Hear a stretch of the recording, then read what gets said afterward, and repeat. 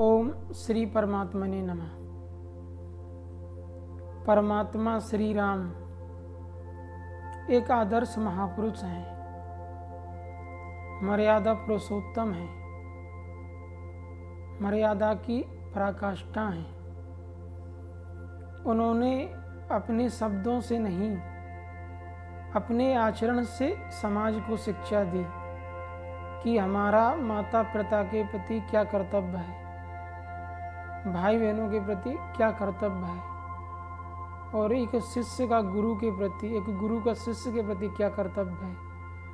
कर्तव्य की मर्यादा, कर्तव्य की पराकाष्ठा, एक आदर्श व्यक्तित्व भगवान श्री राम है। भगवान श्री राम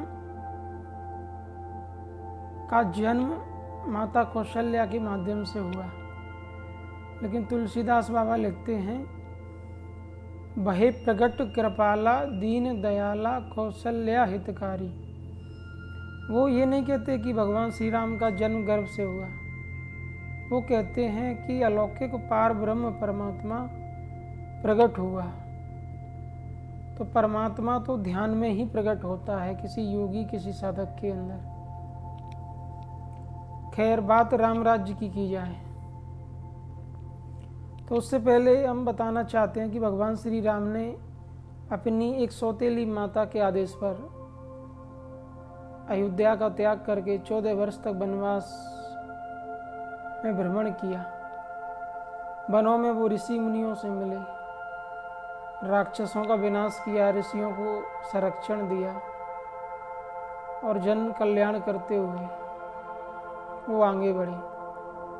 और एक राक्षस जो रावण था, असुर आताताई, जो एक बहुत बड़े राज्य का राजा था, जो छल कपट और दूरतई से भरा व्यक्तित्व, जो बाहर से देवताओं के जैसा अंदर से असुर था, और जिसने छल से माता सीता को हर लिया था, भगवान श्री राम उसका विनाश करते हुए अयोध्या में जब राम राज्य की स्थापना होती है तो भगवान श्री राम को अयोध्या का राज्य मिलता है। और उनके राज्य काज को करने का जो तरीका है वो अत्यंत विवेकपूर्ण और साम दाम दंड भेद और नीति सम्मत है। अब देखिए, एक धोबी ने इल्जाम लगाया तो उन्होंने सीता को महल से निष्कासित कर दिया। वो राजधर्म है। तो भगवान राम समत्व योग उच्यते, समभाव में स्थित हैं, समदर्शी, समवर्ती हैं, आत्मज्ञानी हैं। और सच में एक आत्मज्ञानी ही राजा या कोई आज के युग में पीएम बने, राष्ट्रपति बने। जिसे आत्मज्ञान है, वो यदि किसी भी सरकार को चलाता है, समाज की सेवा करता है, तो वो एक आम आदमी से कई गुना अच्छे से कर सकता है। तो जिसे हम प्रधानमंत्री बनाते हैं, जिसे समाज सेवा का दायित्व सौंपा है, उस व्यक्ति का आत्मज्ञानी होना अनिवार्य है। क्योंकि आत्मज्ञान होने पर व्यक्ति अपने आप को भौतिक तत्वों से परिभाषित नहीं करता कि मैं इस जाति का हूँ, इस कास्ट का हूँ, इस वर्ण का हूँ, मैं हिंदू हूँ, ईसाई हूँ, सिख हूँ या कुछ और हूँ। ये भौतिक तत्वों से अपने आप को परिभाषित वो नहीं करता, बल्कि आत्मने मोक्षार्थ जगत हिताय च, वो आत्मस्वरूप में स्थित होने के कारण सबको आत्मा में ही देखता है। इसलिए वो सही से न्याय कर सकता है, सही के साथ सही, गलत के साथ गलत, उचित अनुचित न्याय वही मनुष्य कर सकता है, वही योगी कर सकता है, या वही सन्यासी जिसको सत्य का बोध हो। इसलिए भगवान आदि शंकराचार्य ने जब 4 मठों की स्थापना की तो वहाँ उन्हीं को वो शंकराचार्य नियुक्त करते थे जो तत्वबोध को प्राप्त हो,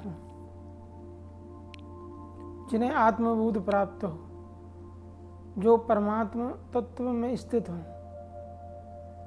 समत्व योग उच्यते, जिनकी बुद्धि समभाव में स्थित हो। तो वो सरकार जो ज्ञान विवेक से संयुक्त है, वो समाज की सेवा बहुत अच्छे से कर सकती है, जरूरतमंदों की सेवा कर सकती है, किसको क्या चाहिए वो उपलब्ध करा सकती है। और जिन लोगों को आत्मबोध नहीं है, जो लोभ मोह अविद्या से ग्रसित हैं, राग द्वेष और अभिनिवेश से ग्रसित हैं, उन्हें अपने बच्चों की चिंता है, 7 पीढ़ियों की चिंता है। वो अधिकृत मुद्रा और धनराशि को स्विस बैंक जैसे अलीगल ढंग से छुपा के रखते हैं, पकड़े ना जाए। और अपनी 7 पीढ़ियों की चिंता है, और समाज की उन्हें कोई चिंता नहीं, लोगों की चिंता नहीं है उन्हें। यहाँ समझने योग्य बात यह है कि लोकतंत्र है और जनता को चैतन्य बनना चाहिए। जनता को स्वयं समझना चाहिए कि हमारा, चूंकि इस देश का हित ऐसी जो है, उसे वो देश की सत्ता शासन सौंप दे। क्योंकि यदि गलत व्यक्ति के हाथ में पावर और शक्ति दे दी जाती है तो वो सब जगह दुरुपयोग करता है, चाहे स्पिरिचुअल पद हो चाहे पॉलिटिकल, और ऐसा हो ही रहा है। इसलिए तुलसीदास बाबा ने लिखा कि राम राज्य में कोई दुखी दरिद्र न दीना, कोई अबुध न लक्षणहीन। ना वहाँ कोई दरिद्र है, ना कोई दुखी है, ना दीन है, सब विवेकी हैं, शांत हैं, गंभीर हैं, सब मर्यादित जीवन जी रहे हैं।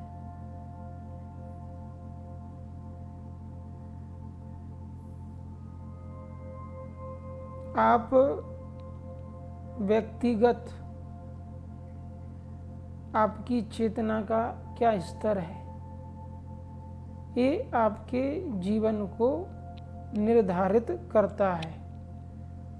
मनुष्य ने बाहर विकास किया, आदि मानव की संतान ये मनुष्य जब जंगल से निकला तो जंगलों में पत्थरों को घिस के आग पैदा करना, कच्चा मांस खाना। आधुनिकता के दौर में व्यक्ति ने भौतिक विकास किया, इलेक्ट्रिकल, मैकेनिकल, टेक्निकल, स्पेस, कई डायमेंशंस में विकास की पराकाष्ठा पर मनुष्य पहुंच गया। लेकिन धर्म और अध्यात्म के अभाव में उसकी चेतना का विकास नहीं हुआ। और जब तक व्यक्ति की चेतना का विकास नहीं होगा तब तक वो उसी आदि मानव के जैसा है।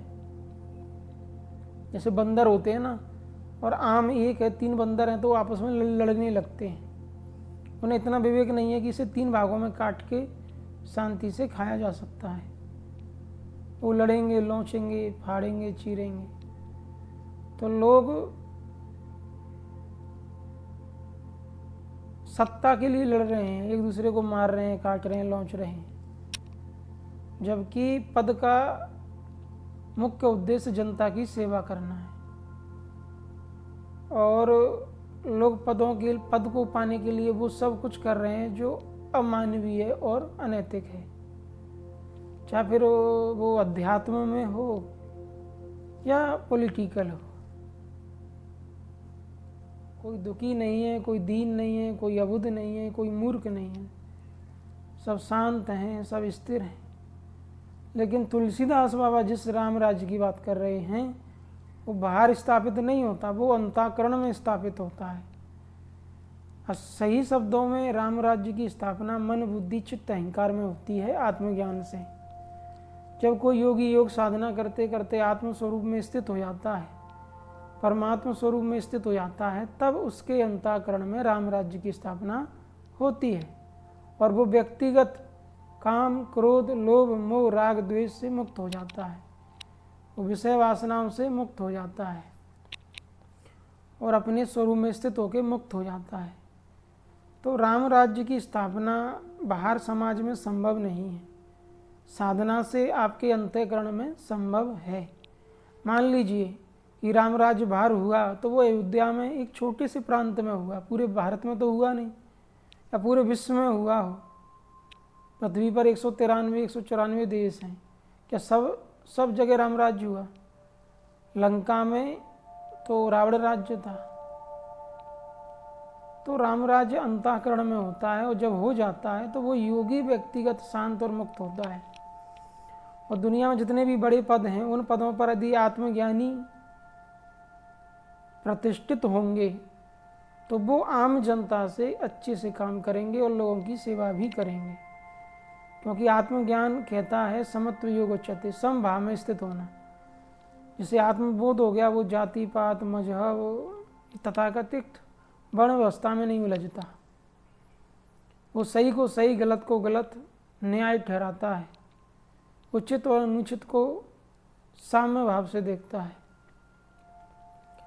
तो राम राज्य की स्थापना एक ऐसी सरकार आए जो धर्म संपन्न हो, धर्म से संयुक्त हो, चैतन्य लोग हो, वो समाज का भला करेंगे, समाज की सही से सेवा करेंगे। और जो अनिवार्य है वो किया जाएगा। और जिन्हें आत्मज्ञान नहीं है, अविद्या मोह माया से ग्रसित हैं, वो लोग तो पद का दुरुपयोग करते ही हैं। चाहे वो स्पिरिचुअल लाइन में उनको कोई पद मिला हो, चाहे पॉलिटिकल लाइन में या अदर और कोई दूसरी लाइन में।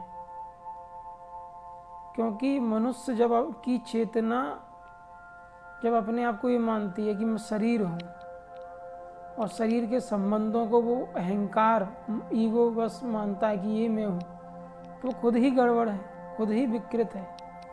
उस इंसान को खुद ही नहीं पता कि असल में उसका सही अर्थों में वो क्या है, कौन है।